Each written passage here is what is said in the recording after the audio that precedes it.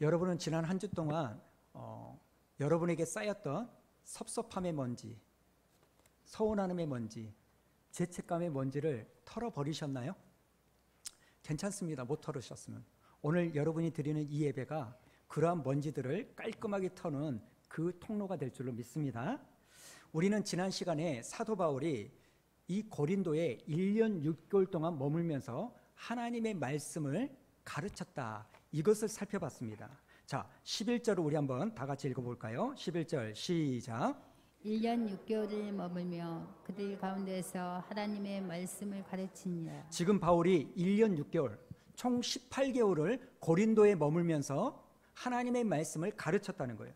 근데 여러분, 성경이 왜 굳이 이렇게 이 바울이 오랫동안 고린도에 머물며 하나님의 말씀을 가르쳤다고 이렇게 기록하고 있을까요? 원래 바울의 사역을 보면 오래 머무는 사역이 아닙니다. 잠깐 있다가 교회가 세워지면 바로 떠나고, 또 교회가 세워지면 바로 떠나는 것이 바울이 했던 사역의 패턴인데, 지금 고린도 한 곳에 1년 6개월 동안 총 18개월을 머물러 있는 것이 특이하다는 겁니다. 여러분, 이 1년 6개월을 고린도에서 머물렀다, 이 말은요, 그만큼 고린도에서 사역이 바울에게 있어서 편해서가 아닙니다. 만만해서가 아니라는 거예요. 고린도에도 여전히 바울을 대적하고 바울을 비방하는 사람들이 있었다는 거죠. 자, 6절을 보면 이런 말씀이 있습니다. 그들이 대적하여 비방하거늘 바울이 옷을 털면서 이르되 너희 피가 너희 머리로 돌아갈 것이요. 여러분, 이렇게 바울을 대적하고 바울을 비방하는 사람들이 고린도에도 있었어요. 그럼에도 불구하고 사도 바울이 1년 6개월이라는 이 긴 시간을 고린도에 머물러 있었던 이유는 뭡니까? 하나님의 음성을 들었기 때문입니다. 자, 바울이 들은 하나님의 음성을 우리 한번 다 같이 읽어볼까요? 10절입니다. 시작. 내가 너희와 함께 있음에 어떤 사람도 너를 대적하여 해롭게 할 자가 없을 것이니 이는 이 성 중에 내 백성이 많음이라 하시더라. 지금 하나님께서는 바울에게 뭐라고 말합니까? 너는 1년 6개월 동안 고린도에 머물러 있어라? 이렇게 말하지 않았어요. 그저 하나님은 바울에게 뭐라고 말합니까? 이 성 중에 내 백성이 많다. 그 말을 듣고 바울이 어떻게 생각할까요? 아, 이 성에 하나님의 백성이 많은 것 같구나. 그런데 왜 하나님은 이 말씀을 나에게 주셨을까? 그 하나님이 주신 말씀을 바울이 묵상하는 겁니다. 그리고 바울이 깨닫는 게 뭐냐면, 하나님이 이 성 중에 내 백성이 많다라고 하는 이 말씀을 주신 까닭은 고린도가 나에게 있어서 만만한 사역지가 아니지만, 나를 비방하는 사람도 있고 나를 대적하는 사람도 있지만, 이 성 중에 내 백성이 많다고 말씀하신 그 의미는 나보고 이 성에 조금 더 있으라고 하시는구나, 이것을 깨닫고 무려 1년 6개월을 머물렀다는 겁니다. 여러분, 지난 연초에요, 제가 미얀마로 선교를 가지 않았습니까? 제가 어제 가만히 생각해 보니까요, 이 코로나 때문에 올 초에 갔다 왔음에도 불구하고 한 2, 3년 전에 갔다 온 것처럼 멀리 느껴지는 겁니다. 여러분, 미얀마가 편할까요? 우리나라가 편할까요? 다녀오신 분, 어디가 더 편해요? 당연히 우리나라가 편하죠. 미얀마를 가면요, 제일 먼저 불편한 게 뭐냐면 물이에요, 물. 거기는요, 물을 먹으려고 딱 받아놓잖아요. 그러면 시간이 지나면 쭉 가라앉는 게 있어요. 석회, 돌가루가 쭉 가라앉아요. 그래서 마실 물은요, 꼭 사 먹어야 되고, 음식을 할 때도 꼭 사서 음식을 해야 되는 거예요. 또 불편한 게 뭐냐면 날씨가 불편해요. 공항에 나오자마자 그 먼지, 말하기 어려운 끈적끈적한 그 습기, 그리고 모기도 조심해야 됩니다. 댕기열에 걸릴까봐, 그리고 말라리아에 걸릴까봐 그걸 조심해야 되고, 도마뱀도요 막 돌아다녀요. 그런데 그럼에도 불구하고 그 미얀마에요, 정미 선교사님과 김영찬 선교사님이 3년 이상을 거기에 계시는 거예요. 저는 가만히 보니까요, 특별히 남편 되시는 김영찬 선교사님이 정말 대단하다고 느낍니다. 사실 이분이요, 한국에 계실 때는 큰 대기업의 부장이거든요. 그래서 부장으로서 남부럽지 않는 삶을 사는데, 아내 되신 분이요, 목사 안수를 딱 받은 후에 선교사로 부름을 받는 거예요, 하나님께.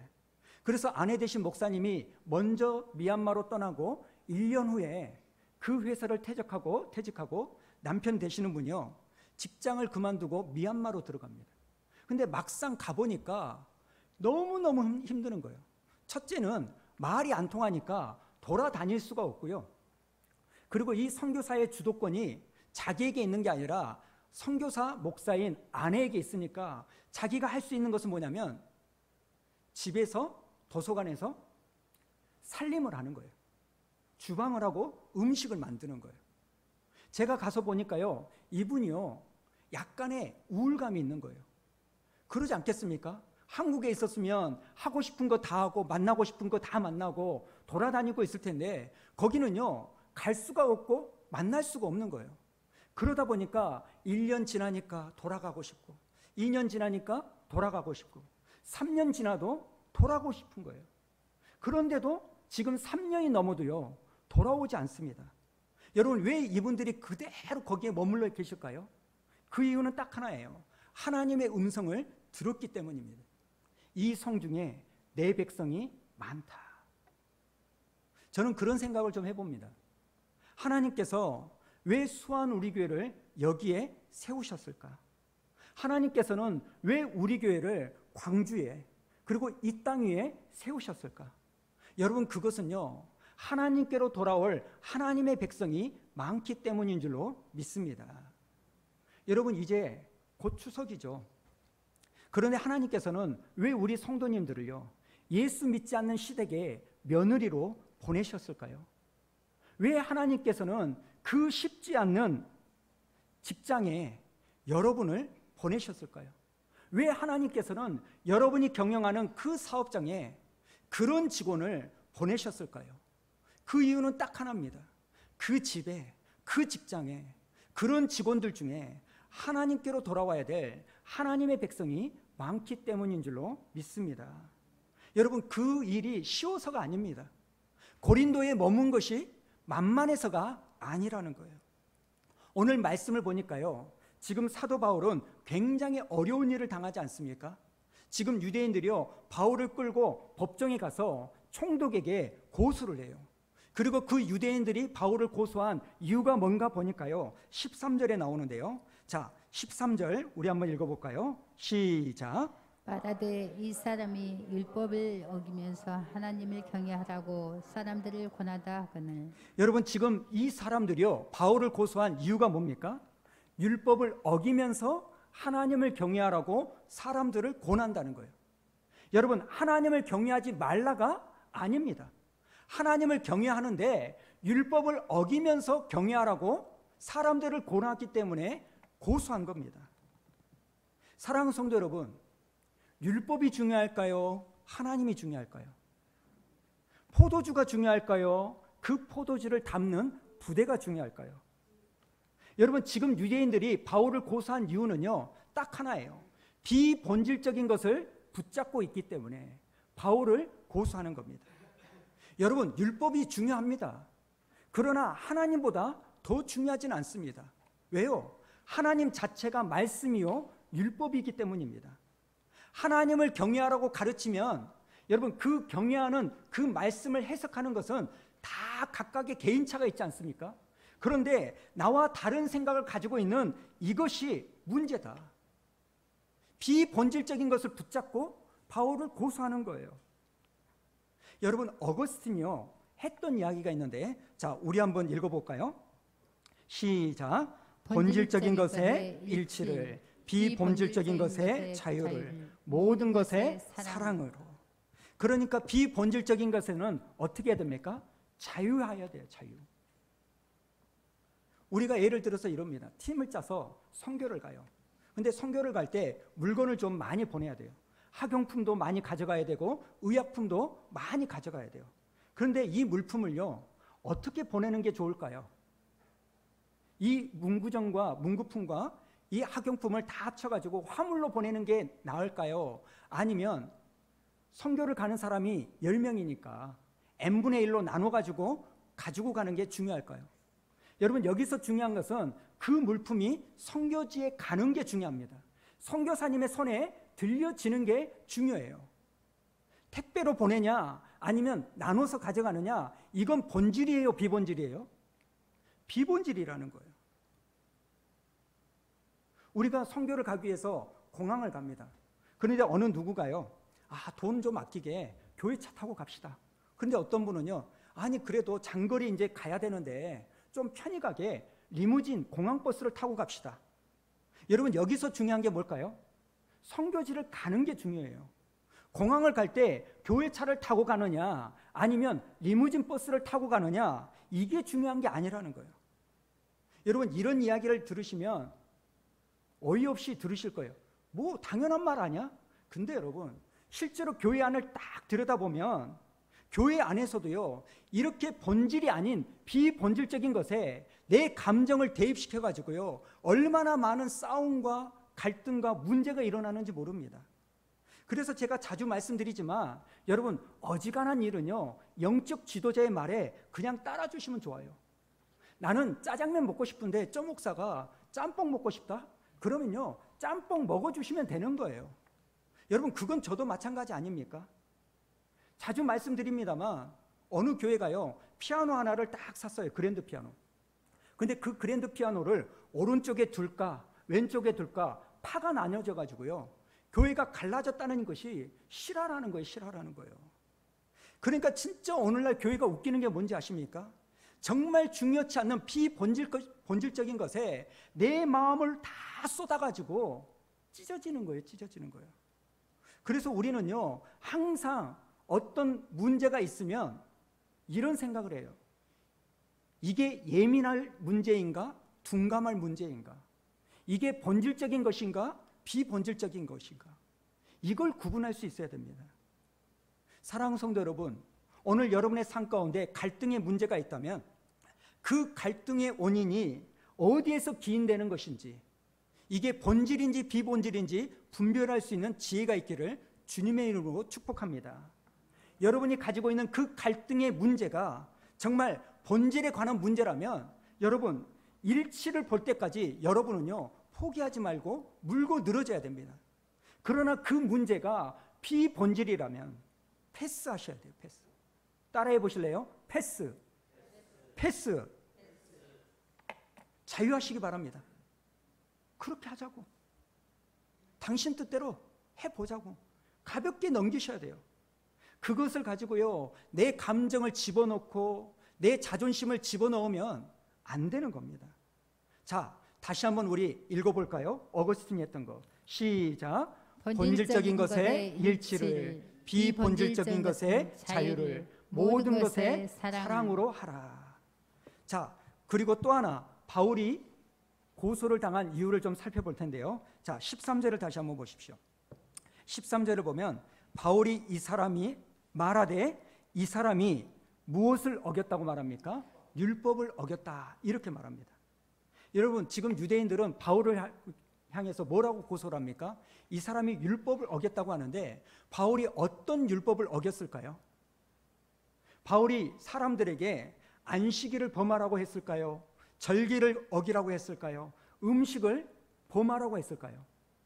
여러분, 도대체 어떤 율법을 바울이 어기라고 말했길래 이렇게 고소하고 나중에는 해당장 소스대를 때리기까지 할까요? 여러분, 지금 유대인들이 바울의 설교를 쭉 듣다가 그 마음 가운데 탁 걸리는 게 하나 있어요.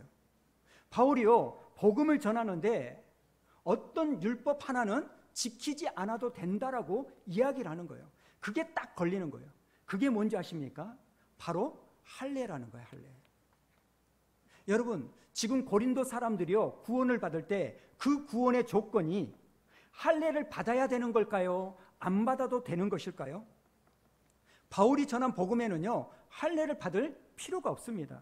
그런데 유대주의자들은요, 할례는 꼭 반드시 받아야 되는 율법인 거예요. 예수를 믿어도 할례를 받지 않으면 구원받지 않는 겁니다. 그런데 바울이 뭐라고 말합니까? 할례는 안 받아도 예수님만 믿으면 구원을 얻는다. 이게 딱 걸리는 겁니다. 바울이 뭐라고 말합니까? 할례라고 하는 행함으로 우리가 의롭다함을 입는 게 아니라 예수를 믿는 믿음으로 내가 의롭게 되어진다는 것을 가르치는 거예요. 근데 여러분, 이 교리는요, 바울이 사사로이 전하는 교리가 아닙니다. 사도행전 15장에 보면 예루살렘 12사도와 많은 종교 지도자들이 모여서요, 예루살렘 공회의를 합니다.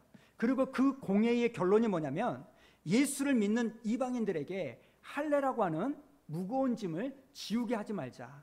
그래서 할례 받지 않아도 예수님만 제대로 믿으면 구원받는다는 이 교리가 확정이 되고 바울이 그 교리를 증거하고 있는 거라는 겁니다.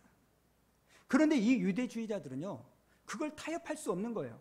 할례는요, 반드시 받아야만 되는 겁니다. 여러분, 할례가 언제 생겼습니까? 구약에 하나님께서 아브라함에게 명령하셨죠. 너희 모든 가족과 종들도 할례를 받게 해라. 여러분, 할례를 하나님께서 하라고 하신 이유가 뭘까요? 우리가 할례를 받으면 폼이 나고 멋있어지기 때문에 할례를 받습니까? 아니죠.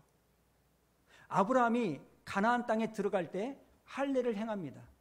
그리고 모세가 나이 80세에 애굽을 향하여 갈 때 하나님께서는 모세의 자녀들이 할례를 받도록 명령하십니다.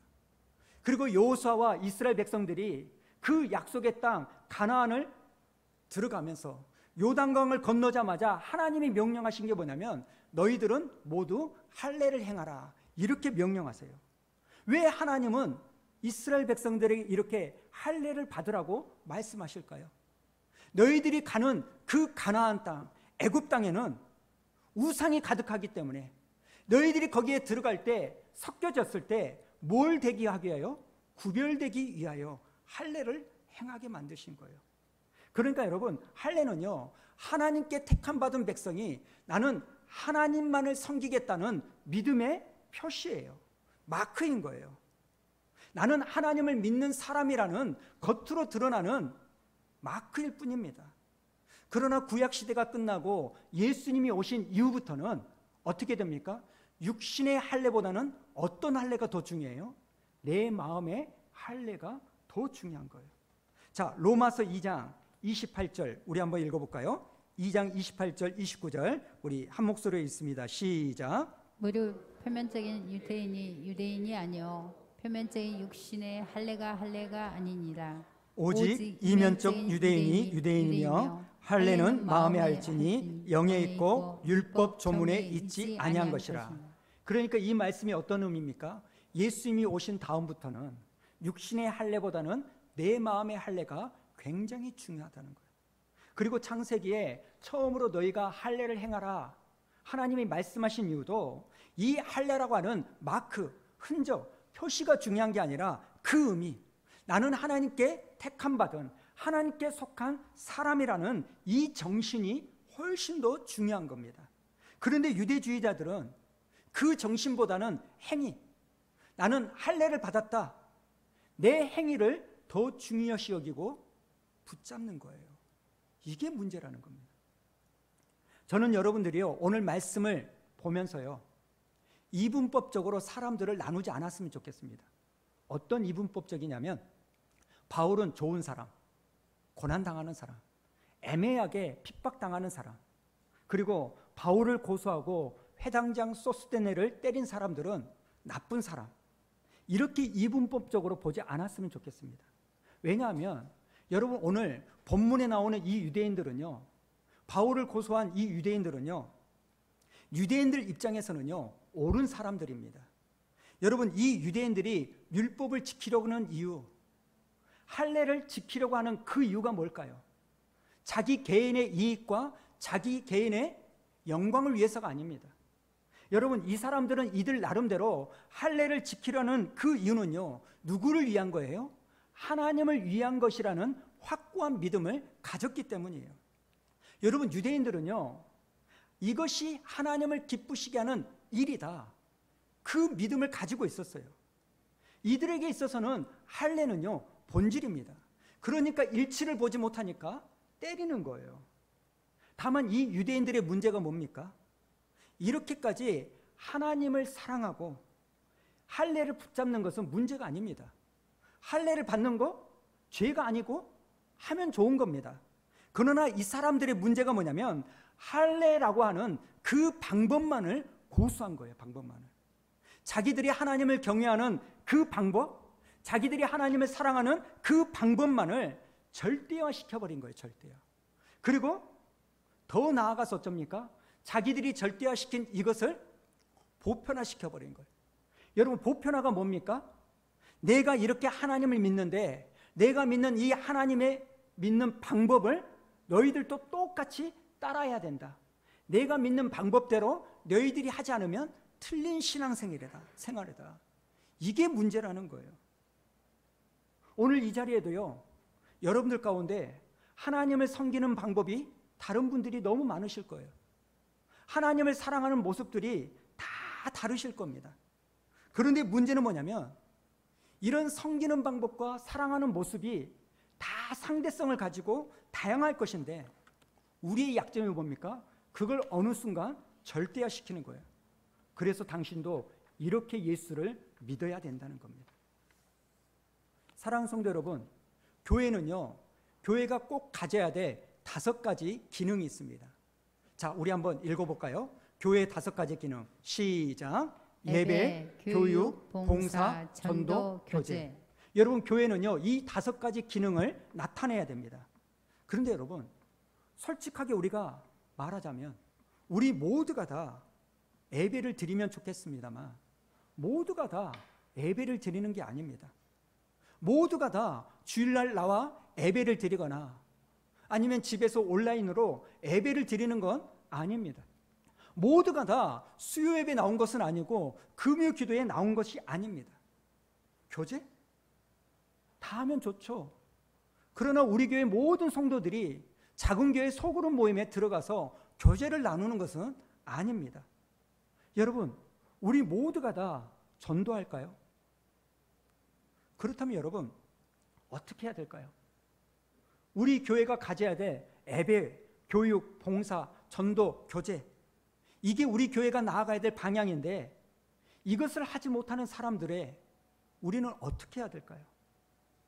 우리는 여전히 주일 예배도 온전히 못 드리고 작은 교회 소그룹 모임도 온전히 참석하지 못하는데 이런 분들을 여러분 어떻게 해야 될까요?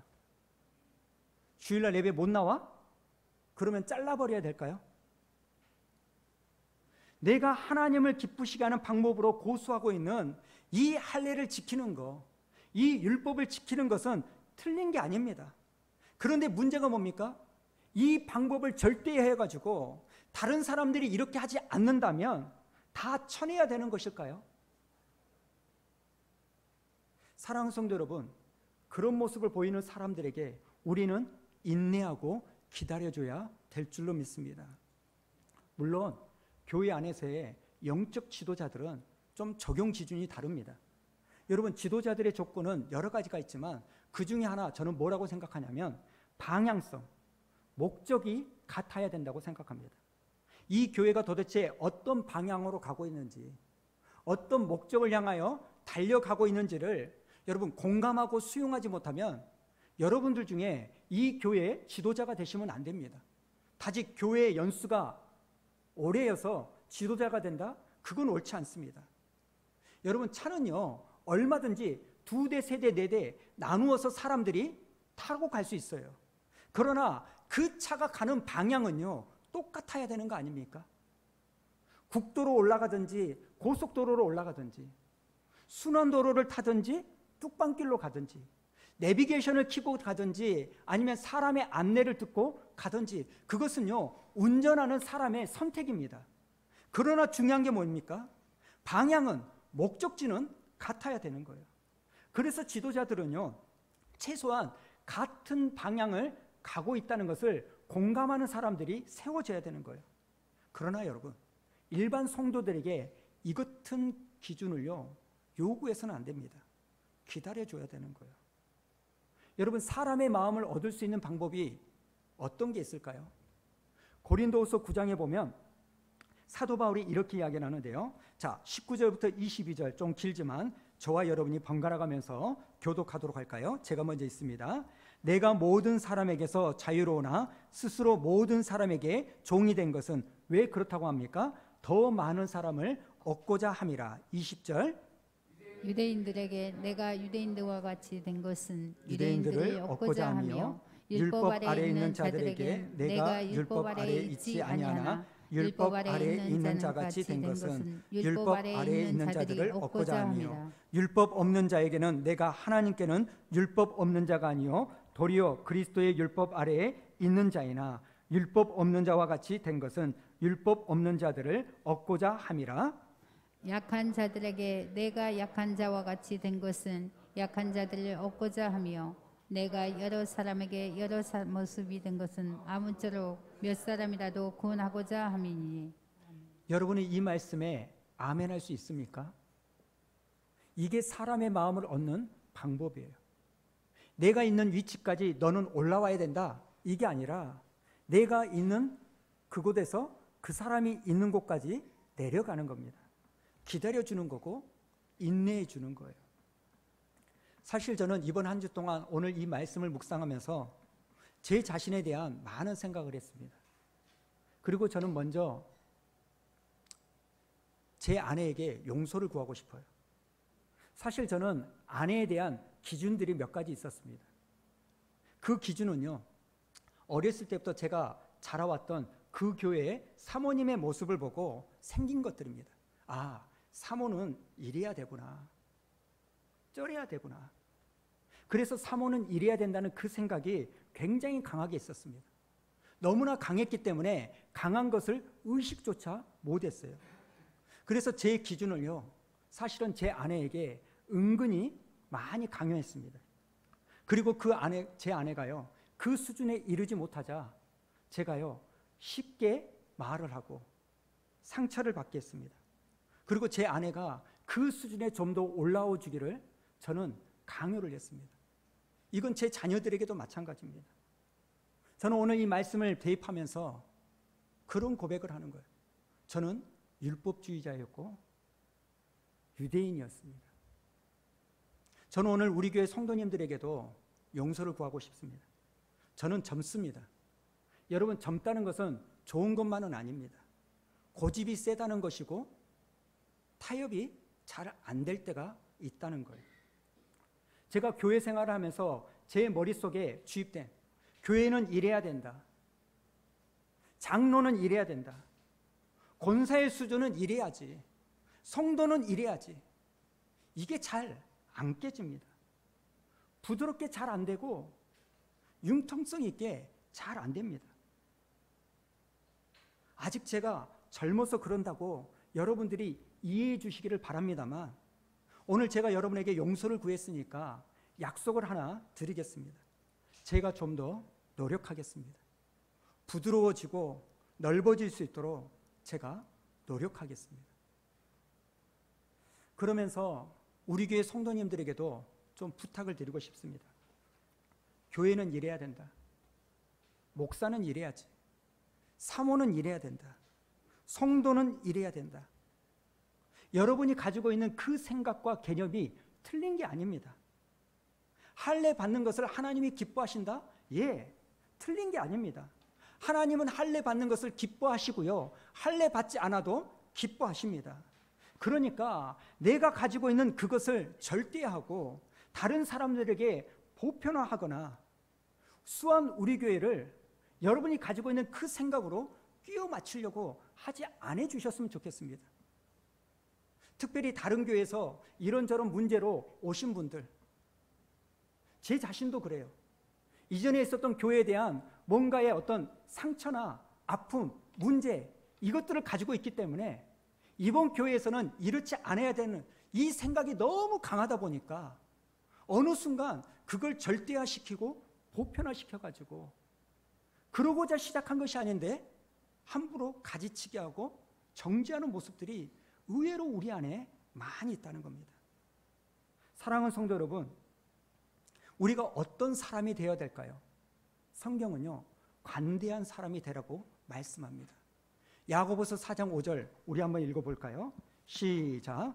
너희 관용을 모든 사람에게 알게 하라. 주께서 가까우시니라. 하나님이 뭐라고 말씀하십니까? 관용함을 가지라는 거예요. 짬뽕을 먹고 싶지만 짜장 먹자 가면 그래, 그렇게 합시다. 가볍게 넘겨주는 거. 사랑하는 성도 여러분, 오늘 설교 제목이 뭡니까? 문제 아닌 것을 문제 삼기입니다. 관대한 사람이란, 관용이 있는 사람이란 어떤 사람일까요? 문제 아닌 것을 문제가 아니라고 분별하고, 문제가 아닌 것을 문제 삼지 않는 사람이 관용의 사람인 줄로 믿습니다. 우리 모두가 다 예수님께서 우리에게 관대하셔서 우리와 같은 인간의 모습으로 이 땅에 오셔서 십자가의 죽으심으로 말미암아 우리에게 그분의 관대함을 보여주셨듯이, 나 또한 나도 예수님의 그런 관대함으로 살아남았지, 예수님의 그 관용으로 내가 이렇게 살고 있지, 그것을 깨달아서 내 아내에게도, 내 자녀들에게도, 교회 사람들에게도 좀 더 우리의 마음과 생각이 부드러워지는 그러한 삶을 살기를 주님의 이름으로 축복합니다.